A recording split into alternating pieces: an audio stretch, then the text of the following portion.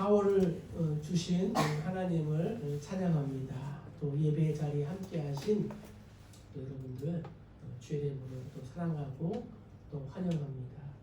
정말 4월에는 코로나19가 또 잠잠해져서 마스크를 벗고 웃는 그러한 또 얼굴을 보고 또 우리의 모든 그 예배가 회복되기를 주의 이름으로 간절히 소망해 봅니다. 코로나19로 인하여 가정에서 모였던 온라인 예배가 점차 모이는 예배로 되고 있지만 아직은 좀 더 시간이 필요한 것 같습니다. 개신교는 부활절을 앞둔 한 주간을 고난 주간으로 지킵니다. 총회 임원회에서도 총회장 목사님은 교인들이 모이지 않는 상태에서 영상으로 부활절 예배를 드려야 하느냐, 또 모이더라도 전체 교인이 모이기는 어렵다고 했습니다. 그래서 교단 차원에서 이 부활주일을 5월달로 옮기자는 그러한 의견도 있었지만 4월 12일로 하되 교회 형편에 따라 예배 일정을 조정하도록 결정했습니다. 따라서 우리 교회도 그렇게 해야 될 것 같습니다. 저 개인적인 생각은 또 와우리교회와 잘 협력해서 와우리교회도 4월 말 정도에 부활절 예배를 드린다고 하니까 저희도 4월 말 정도에 부활절 예배를 드릴까 이렇게 준비하고 있습니다. 많은 교회가 4월 12일 부활주일을 기점으로 해서 예배를 회복시키려고 했는데 아직까지는 좀 더 무리가 있는 것 같습니다. 사랑하는 우리 교회 성도님들 주의 이름을 사랑하고 축복합니다. 오늘은 종려 주일입니다.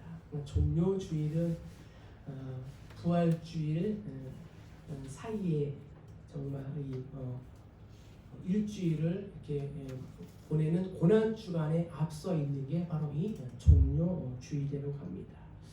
이 기간 예수님께서 당하신 고난의 의미를 묵상하며 경건하게 보내는 그러한 시간입니다. 코로나19가 전 세계를 강타하고 있습니다. 지난주에 전 세계적으로 확진자가 100만 명이 넘었다고 합니다.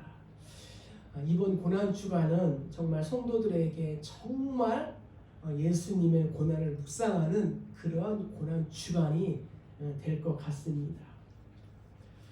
예수님 당시 로마는 두 번째 황제인 티베리우스가 다스리고 있었고, 유대는 로마로부터 임명을 받은 분봉왕인 헤롯이 다스리고 있었습니다. 이러한 통치자가 있었음에도 불구하고 유대인들은 새로운 왕을 기대했습니다. 장로님 기도하신 대로 공평과 또 정의를 약속할 수 있는 그러한 왕, 또 정치, 경제, 또 사회적으로 해방시킬 수 있는 그러한 왕을 기다리고 있었습니다. 구약성경 예레미야에 보면은 때가 이르리니 내가 다윗에게 한 의로운 가지를 일으킬 것이라. 그가 왕이 되어 지혜롭게 행사하며 세상에서 공평과 정의를 행할 것이라 라는 말씀이 구약성경에 예언이 되어 있기 때문에 이스라엘 백성들은 공평과 정의를 실현할 수 있는 그러한 왕을 기다리고 있었습니다. 오늘 말씀을 준비하면서 이 종료주를 맞이하면서 어떤 말씀을 또 준비할까, 어떻게 또 말씀을 또 이렇게 제목을 정할까 했습니다. 그래서 주가 쓰시겠다 이 말씀을 정했다가 이제 좀 몇 번 수정을 하고 좀 새롭게 좀 정해보자. 그래서 이 종료주일에 만난 사람들이라는 제목으로 한번 피착을 해봤는 그런 시간을 갖도록 해보겠습니다. 자, 그럼 우리 먼저 성경 29절과 30절을 우리 천천히 다 같이 한번 읽어보겠습니다. 자, 시작. 감람원이라 불리는 산 쪽에 있는 벳바게와 베다니에 가까이 가셨을 때에 제자 중 둘을 보내시며 이르시되 너희는 맞은편 마을로 가라. 그리로 들어가면 아직 아무도 아무도 타보지 않은 나귀 새끼가 매어 있는 것을 보리니 풀어 끌고 오라. 구약 스가랴에도 보면은 이러한 말씀이 있습니다. 시온에 따라 크게 기뻐할지어다. 예루살렘에 따라 즐거이 부를지어다.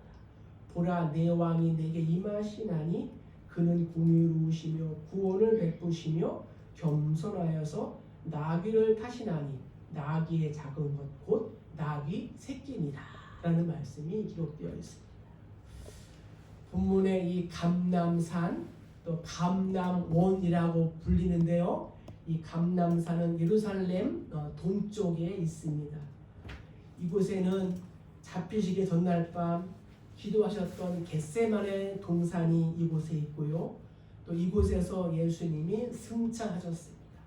그래서 많은 사람들은 죽으면 이곳에 묻히기를 원했고 지금도 이 감람산에 무덤이 상당히 많이 있습니다.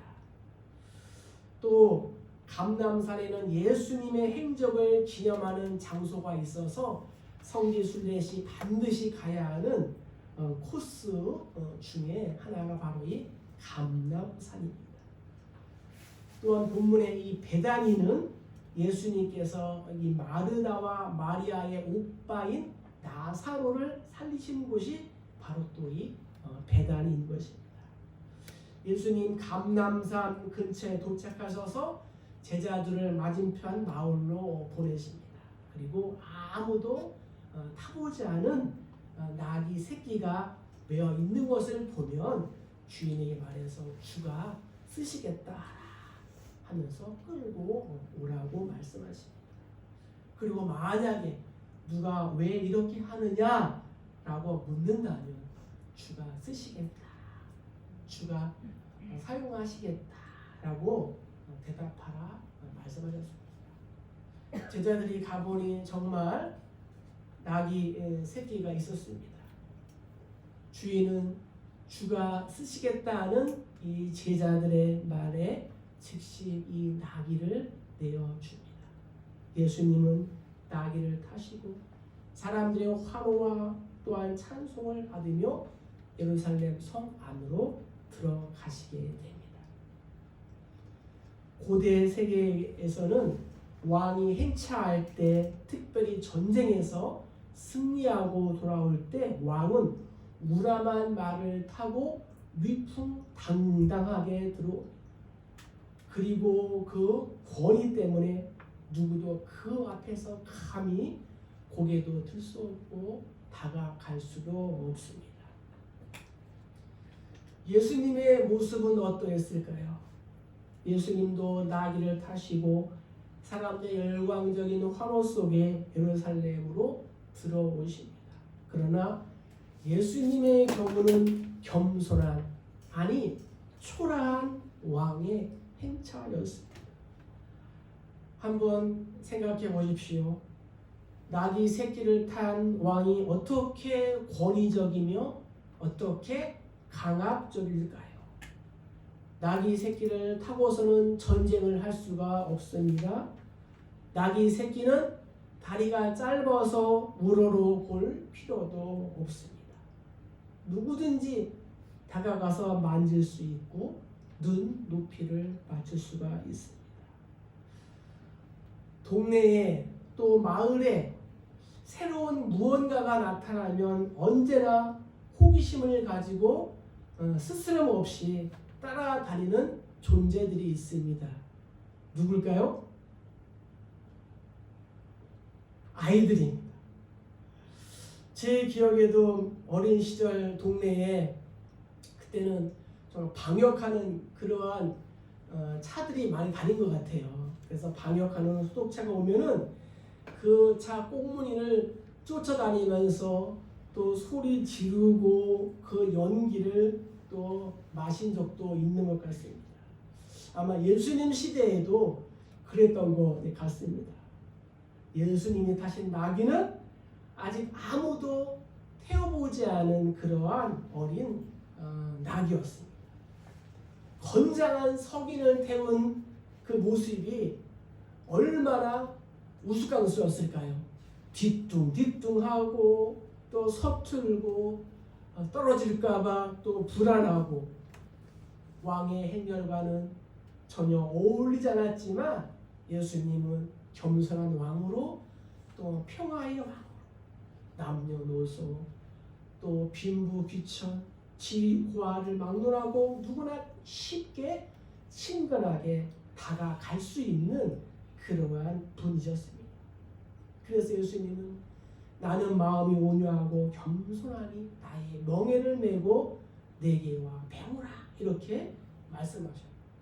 만나는 사람마다 자신의 인생이 바뀔 수 있는 그러한 미래와 또한 비전과 소망을 약속해 주신 분이셨습니다.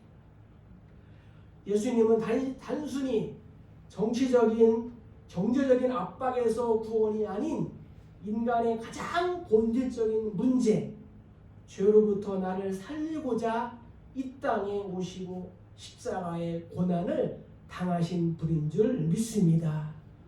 종료주일 나의 삶의 현장에 오시는 예수님이 화려하고 장엄한 개선 군마가 아니라 나귀 새끼를 타고 오신다면 과연 나는 정말 예수님을 어떠한 마음으로 환영할 수 있습니까?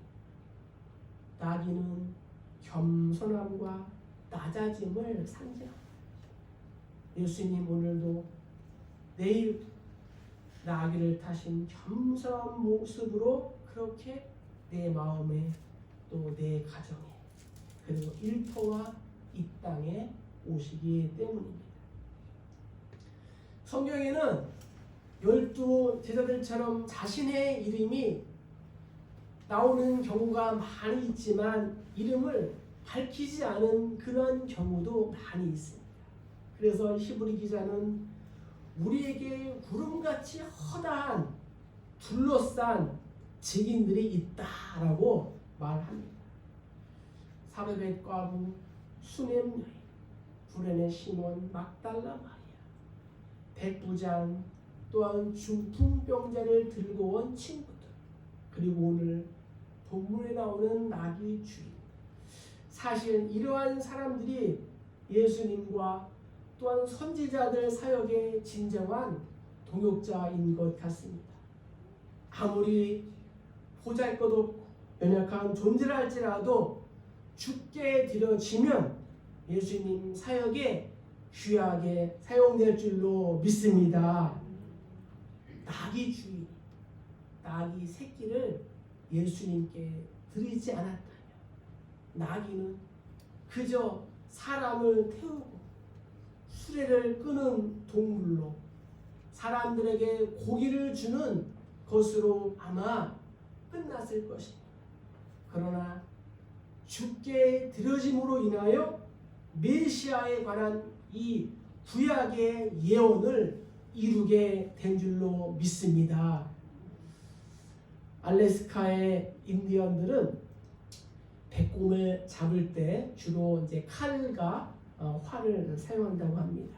그런데 곰의 급소인 이 가슴을 한 번에 명종시키지 못하면은 부상당한 그 곰의 공격으로 오히려 사람들이 역습을 당한다고 합니다. 그래서 사냥을 할 때 한 가지 이 묘안을 생각했는데 그것은 인디언 중에 한 명이 곰의 코 앞까지 가서 곰의 활을 돋구는 거예요. 그러면 곰은 화가 나서 이제 앞발을 이렇게 든다는 거죠. 들을 때 이제 나머지 사냥꾼들이 칼을 또 창을 활을 쏘면서 이 곰을 잡고 또 급소를 공격당한 곰은 치명적인 상처를 입고 쓰러진다고 합니다. 인디언들은 이 곰을 화를 내게 하는 그런 희생양을 가리켜서 선한 사냥꾼이다 이렇게 한답니다. 그런데 이 선한 사냥꾼들은 곰의 크고 이 우악스러운 손에 맞아 번번이 목숨을 잃기도 합니다. 그러나 이 성공적인 곰 사냥을 위해서는 반드시 이러한 희생자가 필요하다고 합니다. 이 세상은 정말 이 선한 사냥꾼 또 나귀 주인 같은 용기 있는 헌신자들의 순종에 의하여 점점 아름답게 변하게 될 줄로 믿습니다. 내가 소유한 것들이 부족해도 주인 되시는 예수님께서 쓰시겠다고 하면은 감사함으로 우리가 내어 드릴 수 있어야 합니다. 내 등에 타시는 예수님이 위대하시기 때문에 나 또한 위대하고 존귀한 인생이 될 수 있는 것입니다. 이 말씀을 적용해 봅시다. 나의 인생에서도 나귀 주인과 같은 그러한 순종의 사람들을 만나시기를 소망합니다. 또한 나도 주가 쓰시겠다 하는 말씀에 나의 분기과 소유 또 건강과 또 재능 나의 그 옥합을 내어드릴 수 있는 내가 되시기를 주의 이름으로 간절히 축복합니다. 두 번째 종료주일에 만난 사람들 또 누가 있을까요? 우리 38절과 39절을 한번 읽어보겠습니다. 자, 시작. 이르되 찬송하리로다.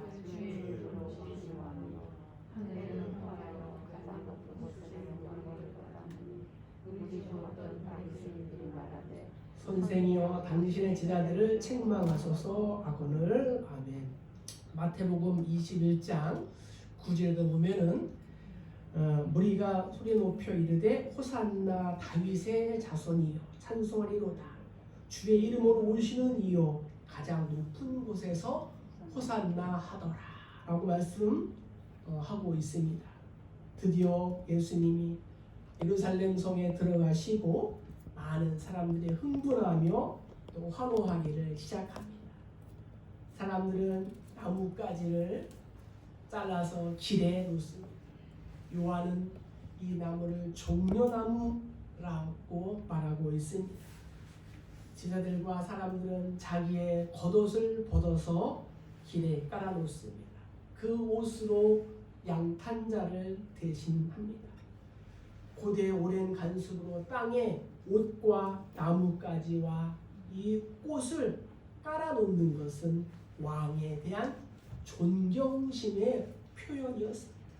그러면서 호산나 주의 이름으로 오시는 왕이요 하늘에는 평화 높은 곳에서는 영광이로다 라고 찬양하고 있습니다. 호산나의 뜻은 우리를 구원하소서. 마치 할렐루야와 같은 단어로 이 6월절 축제 기간에 기쁨과 환호를 표현하는 그러한 말입니다. 사람들도 예수님이 그렇게 자신들이 바랬던 구원자 또한 이 메시아로 인정했음을 우리는 성경을 통하여 볼 수가 있습니다. 성경을 보면 성도들이 하나님을 찬양하고 충성하고 높이면 하나님을 모르는 이방 사람들도 하나님의 권위를 존중하며 또 하나님을 찬양하는 경우가 종종 있습니다.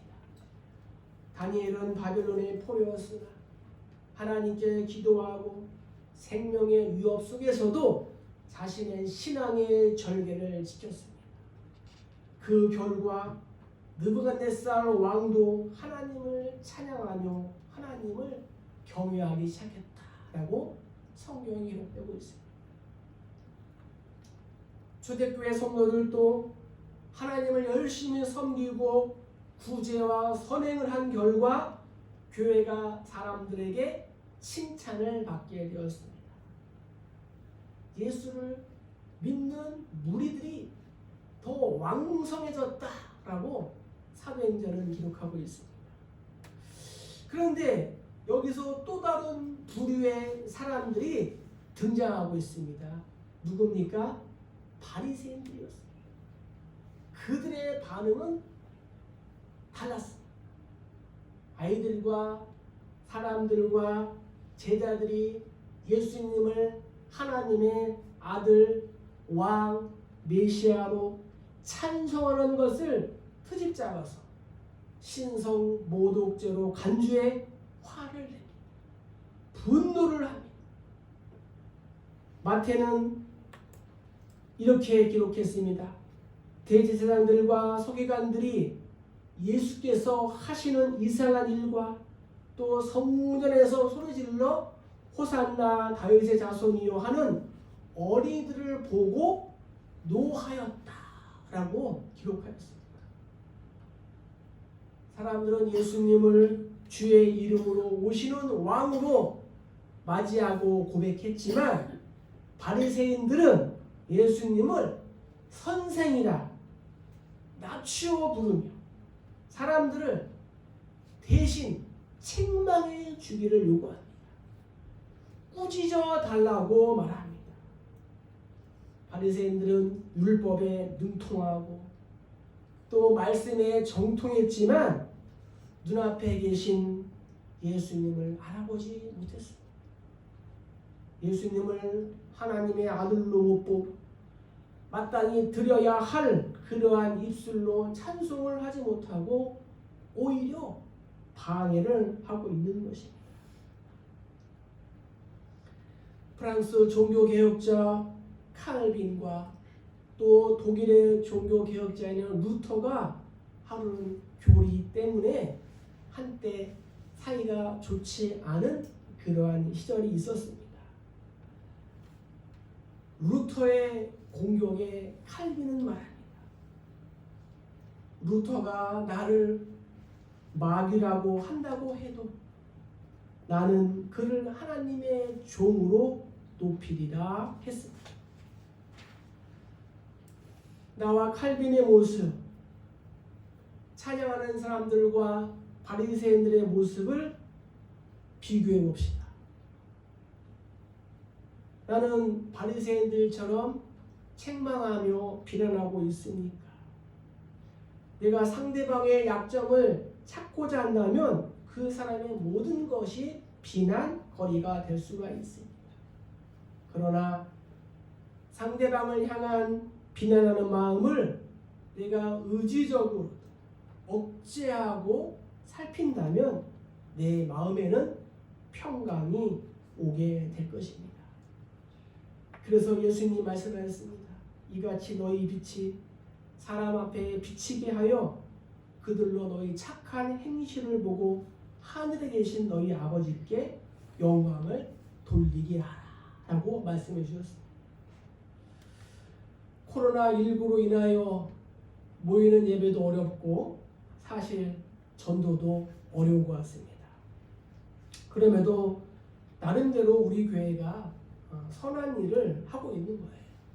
주중에 수질 개선제인 EM도 진열해 놓고 또 유아용 마스크도 진열해 놓고 또 비타민도 이렇게 진열해 놓고 있습니다. 치과에 오고 가시는 분들이 또 한두 개씩 또 가져가시고 사람을 만날 수 없으니까 이렇게라도 우리가 교회가 이때 또 조용하게 또 이렇게 선한 일을 하는 것이 정말 하나님과 또 교회에 큰 유익이 있는 것 같습니다. 바리새인들처럼 나는 예수님의 사역의 방해꾼일까요? 아니면 하나님 나라의 조력자입니까?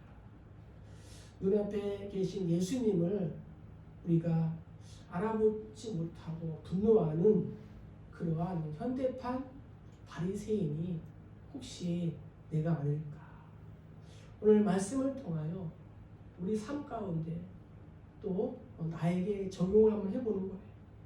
예수님은 나에게 승리보다는 인내, 높아짐보다는 낮아짐, 영광보다는 겸손을, 이익보다는 손해를, 복수보다는 용서를, 평안보다는 고난을, 누림보다는 섬김을, 부요보다는 청비를 요구하십니다.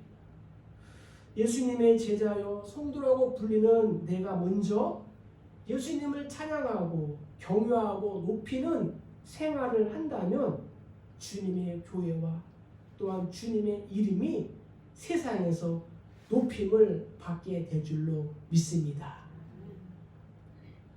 말씀을 적용해 봅시다.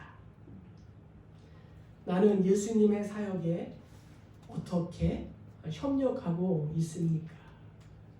낙이 주인처럼 드림으로, 아니면 바리새인들처럼 분노함으로, 또한 서운함으로 대하고 있지 않습니까? 마지막으로 이 바리새인들을 향한 예수님의 그러한 반응이 이제 40절에 기록되어 있습니다. 우리 40절을 다 같이 한번 읽어보겠습니다. 자, 시작.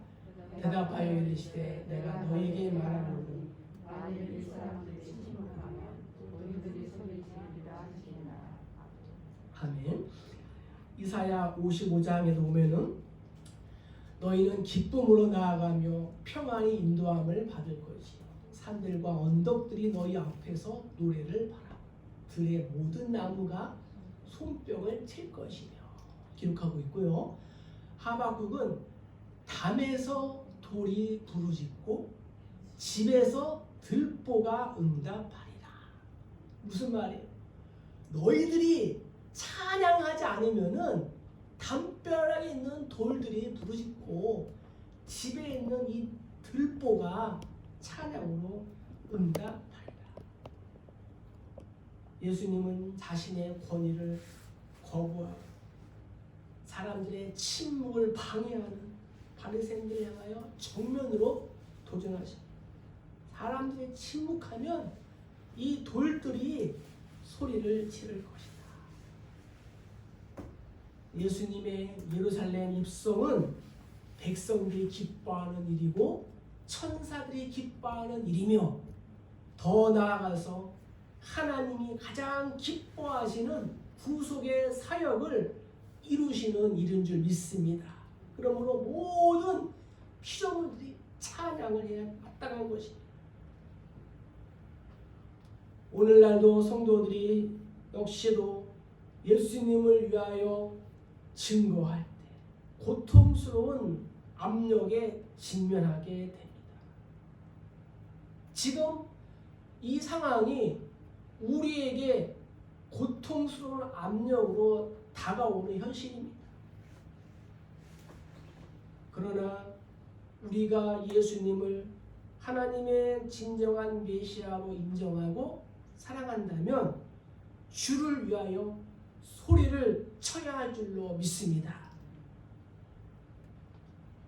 영국의 한 목회자가 폭풍우 심하게 치는 주일날 밤 교회를 갔는데 교인이 한 30명밖에 모이지 않았습니다.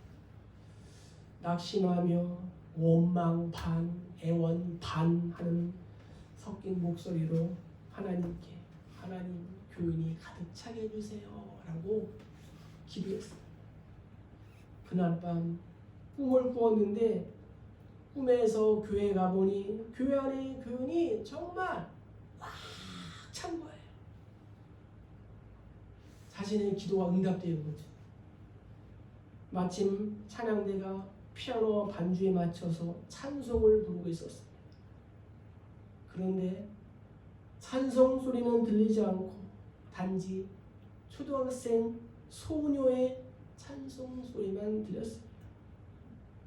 그는 이상하게 생각하며 꿈에서 깨어났습니다. 그리고 생각했습니다. 교회 안에 사람이 많으면 뭐하나? 벙어리 찬송, 형식적인 예배는 필요가 없구나 라는 것을 깨달았습니다. 성도의 삶에 있어서 중요한 사실 중에 하나는 어떻게 하면 우리가 사탄 마귀를 이길 수 있을까 하는 것입니다. 문제 해결은 간단합니다. 우리가 찬송을 부를 때에 사탄 마귀가 떠나가게 될 줄로 믿습니다. 하나님께서 여호사밧에게 언제 승리를 주셨습니까? 노래와 찬송이 시작될 때에 여호와께서 복병을 두어 유다를 치러 온 암몬 자손과 모압 자손과 세일산 주민을 치게 하심으로 그들이 패하였다라고 성경은 기록하고 있습니다. 바울과 실라가 찬양하며 기도할 때 감문이 열리고 저들을 묶었던 그러한 엄청난 쇠 사슬이 풀어진 줄로 믿습니다. 다윗은 고백합니다. 여호와 우리 주여, 주의 이름이 온 땅에 어찌 그리 아름다운지요. 주의 영광을 하늘 위에 두셨나이다. 주의 이름에는 사단 마귀의 권세를 격파하는, 무너뜨리는 그러한 능력이 있습니다. 예수의 이름은 세상의 소망이요, 예수의 이름은 천국의 기쁨일세. 우리의 입술의 찬양으로 원수인 사탄 마귀의 진을 파하고 승리하는 우리 모두가 되기를 주의 이름으로 축복합니다. 이제 말씀을 마칩니다. 여러분도 잘 아시는 영화일 겁니다. 제임스 카메론 감독의 영화 타이타닉, 역대 최대 수상작인 벤 허와 타이 기록을 세웠습니다. 배가 침몰하고 있다는 비명과 엄청난 혼란 속에서 남자들은 어린아이와 부녀자들을 먼저 구명정에 태웁니다. 승객 수의 3분의 1도 안 되는 구명정에 서로 타려고 아우성을 칩니다.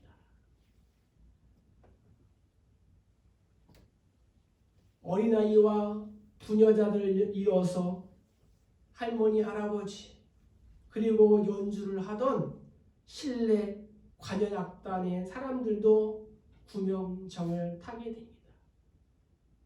그때 바이올리니스트 중 한 명이 끝까지 남아서 찬송가 338장을 연주합니다. 내 주를 가까이 하게 함은 십자가 짐 같은 고생이나 내 일생 소원은 늘 찬송하면서 주께 더 나아가기 원합니다.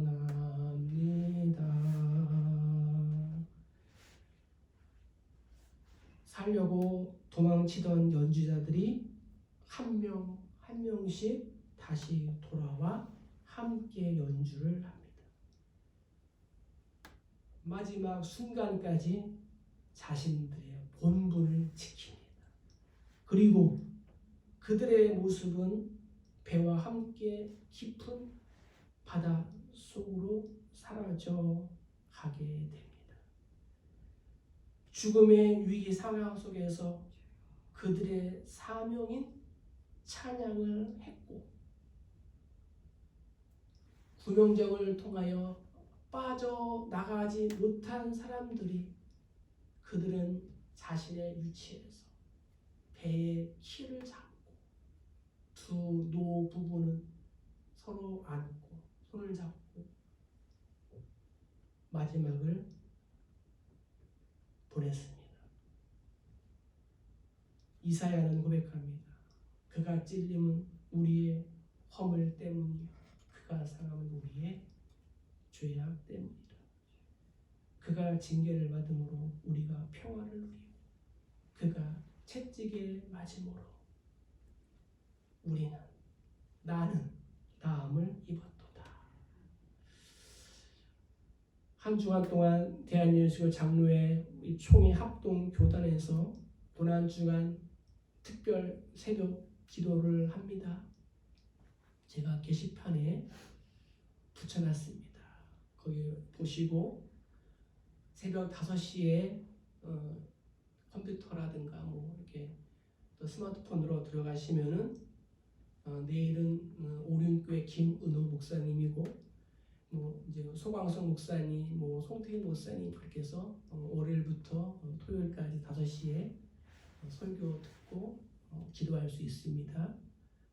각자 있는 그런 자리에서 우리 교회는 연약하신 분들이 많기 때문에 아마 어려울 거예요. 그럼에도 불구하고 5시에 시간 되시는 분들 들어가서 함께 기도하고 예배드리고 또 금식할 수 있습니다. 말씀을 적용해 봅시다. 종료주일 그리고 고난주간 나는 어떠한 마음으로 찬양하고 또 내가 무엇을 기대하며 예배하고 있습니까? 내 탐욕을 위해서 기도하고 내 욕망을 위하여 찬양하며 예배하고 있지 않습니까? 그럼에도 불구하고 날 사랑하시는 주님의 사랑으로 인해서 우리는 오늘도 내일도 살아갈 수 있는 것입니다. 주님을 따라 고난과 십자가의 길로 걸어가기를 다짐하는 또 고백하는 그러한 한 주가 되기를 소망합니다.